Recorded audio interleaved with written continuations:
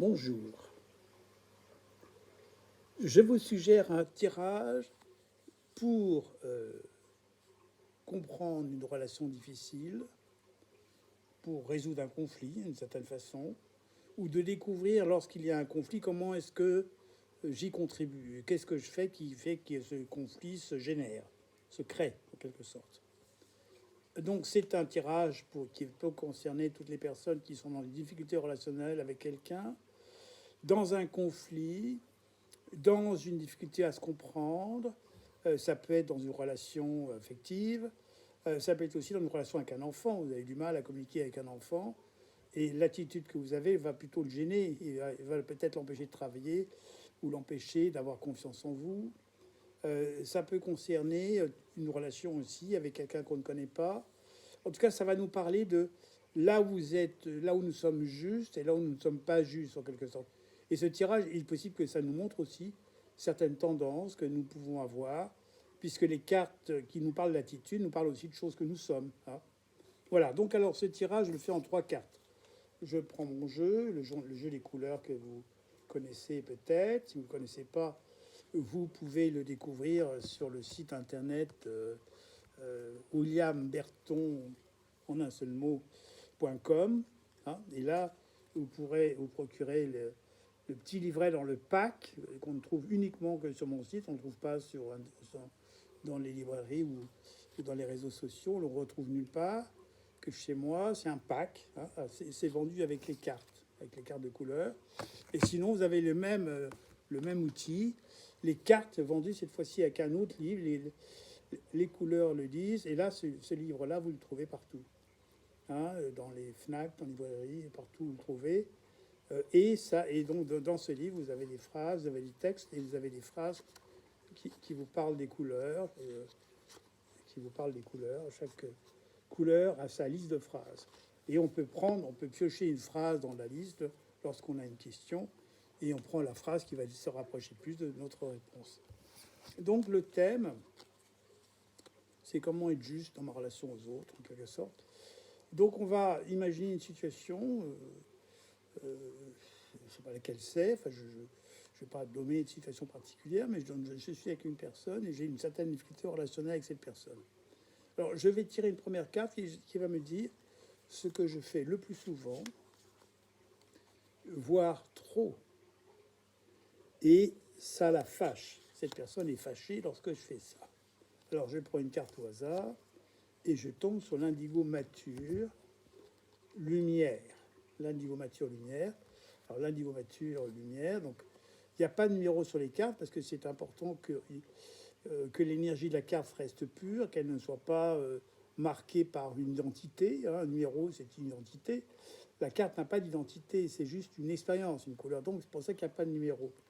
Quand j'ai reçu l'outil des couleurs, on m'a demandé de ne pas mettre de numéro. Ben, j'en ai pas. Il n'y a même pas mon nom, il n'y a rien. Ça appartient à tout le monde. C'est parfait.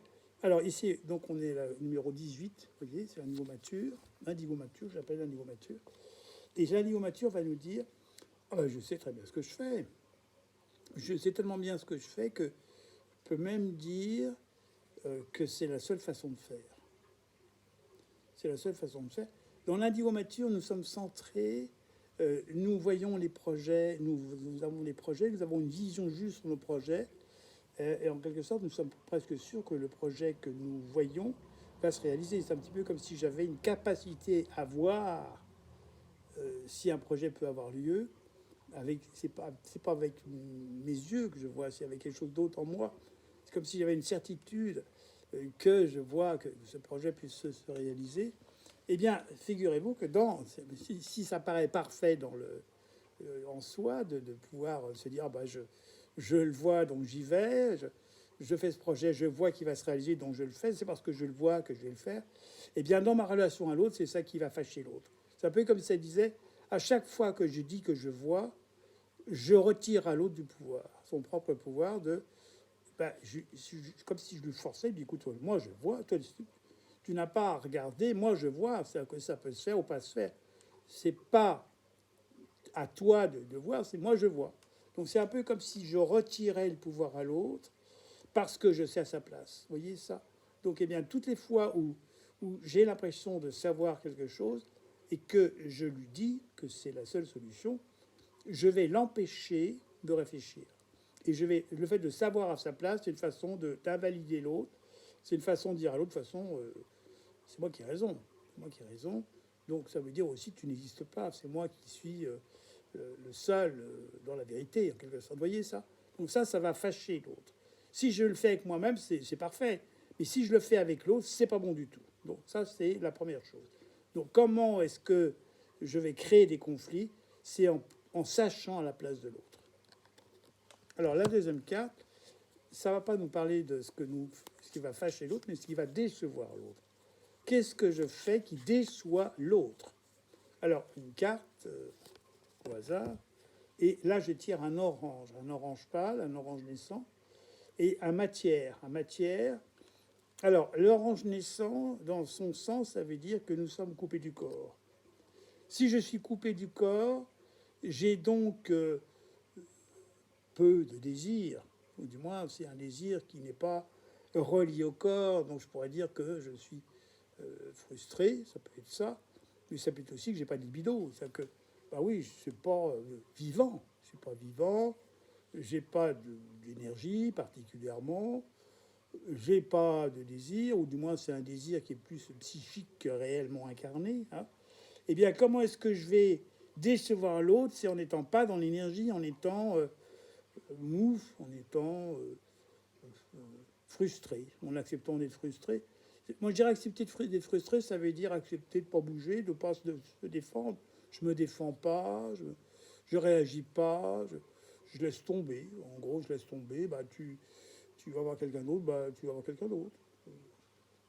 Si je parle de l'autre, bah oui, l'autre va être déçu parce que je ne vais pas me battre pour lui ou je ne vais pas me démener. Je vais me laisser aller, je vais me laisser couler, bah oui. Oh bah je suis frustré, bah tant pis, c'est pas grave. De toute façon, je suis tellement habitué. Bon, vous voyez, ça, c'est une sensation que nous pouvons avoir. Eh bien, ça va décevoir l'autre. Ça va les décevoir. Il va se sentir déçu. Écoute, vraiment, quand même, tu vas quand même pas te laisser aller comme ça, à ce point-là, et être coupé de ton propre désir, ne rien avoir envie, plus avoir du tout d'envie, plus une seule envie de moi, plus du tout de joie, voilà. Bon, ça, c'est donc ça va décevoir l'autre. Alors, on va le fâcher lorsqu'on va dire je suis à ta place, et on va le décevoir en n'étant pas dans le désir. On a un désir qui est au minimum, hein, petit désir du pas grand-chose. Voilà. Donc ça, c'est comme ça que je vais contrarier l'autre et gêner l'autre.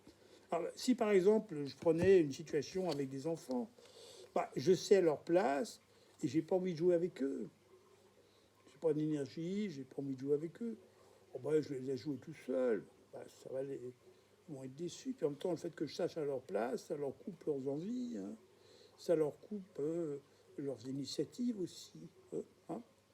Alors si c'est avec un patron ou un collègue de travail, ben, je sais tout, je laisse tomber, je vais le faire pour toi, mais ça empêche l'autre de le faire aussi. Hein. Bon, ça peut le fâcher. Bon, et puis là où je suis, ben, je n'ai pas envie de me battre, me défendre, je n'ai pas envie de réagir en quelque sorte. Ben, si j'ai pas envie de réagir, je laisse passer, on me vole un truc, on me fait travailler trop, je dis rien, je suis, je joue celui qui est frustré, quoi. Je peux même éventuellement être victime. Non, je joue la victime. Bah oui, on me coupe tout ça, mais je vais pas réagir. Vous voyez ça? Bon, ça c'est un autre cas, mais je reprends ces deux couleurs en les adaptant à des thèmes. Alors maintenant, on va regarder la troisième carte. C'est l'attitude juste. Quelle est l'attitude idéale qu'il faudrait avoir avec ses enfants, c'est quoi lieu de travail, peut-être c'est les personnes qui vivent avec nous, compagnon, compagne, l'attitude juste. Ah, l'attitude juste, c'est marrant, ça retire un violet. C'est un violet mature. C'est un violet mature, c'est le 21. Et le violet mature, ça nous parle d'une discipline, ça nous parle d'une volonté de transmettre quelque chose, une volonté de ne pas se laisser dévier. Hein. Et il y a vraiment cette notion de peut-être de patriarche, hein, l'image du père. Alors si c'est par rapport aux enfants, ben, je n'aime pas l'attitude juste, c'est d'être un père. Et qu'est-ce que c'est qu'être un père? Ben, c'est transmettre, c'est d'apprendre des choses. C'est pas savoir pour l'autre, c'est transmettre, c'est lui apprendre, c'est éventuellement dire, ben voilà, voilà ce qu'on peut faire dans telle situation. Moi, je me souviens quand mon père m'avait donné il m'avait, quand j'avais commencé à conduire, il m'avait dit que c'était important quand bien conduire, ça voulait dire quoi? Ça voulait dire éviter les accidents des autres. Il me disait toujours ça, je trouvais ça intéressant. Donc en fait, il était en train de me dire du violet mature. Ce qu'il faut faire, bien conduire, c'est avoir la maîtrise de son véhicule, y compris éviter celles que les autres n'ont pas. En gros. Hein. Donc voilà, donc ce violet mature va nous dire j'ai à être responsable de ce que je fais. Si je suis un père, pas à casser mes enfants. Hein. Si c'est avec un patron, ben, j'ai à faire le travail qu'on me demande de faire. Le titre du juste est d'être Jean Violet, c'est pas le travail qu'on me demande de faire. Pas faire celui d'un autre, mais faire celui qu'on me demande. Et d'être dans une forme de perfection, parce que le violet mature, il va rechercher la perfection. Quand je dis la perfection, je veux dire par là, faire comme l'autre a dit, au plus proche et au plus près. Et pas un peu à ma façon, tant pis si ça lui déplaît. Et puis maintenant, si c'est dans ma vie amoureuse, peut-être qu'en étant dans le violet, j'ai à m'approprier ma façon de voir les choses, en sachant que je peux donner mon avis, je peux donner une opinion à propos de ma vision des choses, mais en aucun cas je l'impose. J'impose pas ça. J'ai une vision, mais c'est la même. Et cette vision, ça parle de celui qui est le chef. Voilà ce que je dirais en tant que chef, en tant que responsable, en tant que celui qui a la conscience des priorités. Hein, c'est celui qui conduit le véhicule, celui qui avance en quelque sorte, celui qui a cette responsabilité-là, va donc, c'est l'attitude juste. Hein. Me sentir responsable en tant qu'individu et responsable peut-être d'une situation aussi. Alors, quand je parle du chef au niveau de la famille, ça peut avoir du sens. Au niveau du couple, non, c'est différent. C'est pas le chef qui va être là. C'est plutôt être chef de mes propres idées, assumer mes propres idées, mais c'est aussi avoir ma discipline, mon axe. Hein. Le violet, il est discipliné. Il va pratiquer sa discipline et cette discipline est quelque chose d'important parce qu'on va pouvoir se référer. On sait que c'est quelqu'un qui est fiable. Il a une discipline, il se discipline. C'est pas quelqu'un qui va aller dans tous les sens. Il est centré sur lui, il avance.